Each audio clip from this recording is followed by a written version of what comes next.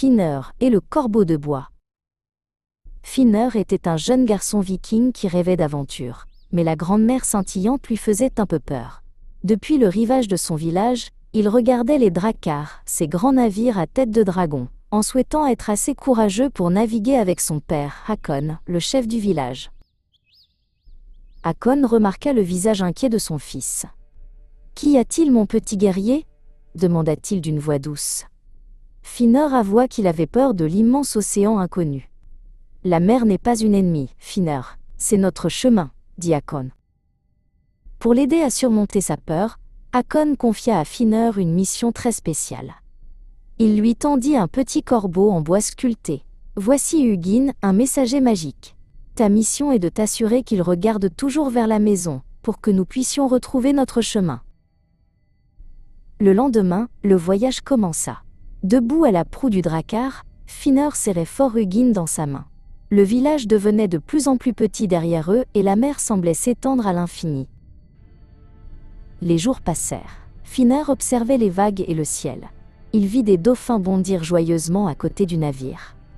Il apprit à faire des nœuds marins avec un vieux viking. Et chaque jour, il s'assurait que le bec de Hugin pointait bien en direction de leur foyer. Sa peur commençait à s'envoler. Un soir, un brouillard épais et gris descendit sur la mer, avalant le navire. Les marins devinrent anxieux. Ils ne pouvaient plus voir les étoiles pour se guider. La peur revint pincer le cœur de Fineur. Fineur se souvint de sa mission. Il leva le corbeau de bois bien haut. « Papa, Hugin sait où est la maison » cria-t-il. Avec confiance, il pointa le corbeau dans la direction que son cœur lui indiquait. Hakon regarda le visage déterminé de son fils. Il lui fit confiance. « Suivez le corbeau » ordonna-t-il à l'équipage.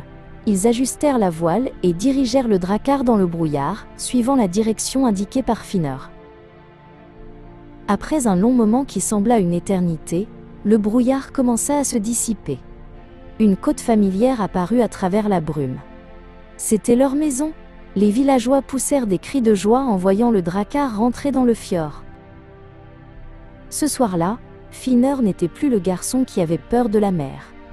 Il était Fineur le navigateur, celui qui avait ramené son peuple à la maison. Il avait appris que la vraie bravoure, ce n'est pas de ne pas avoir peur, mais de trouver son courage quand on en a le plus besoin.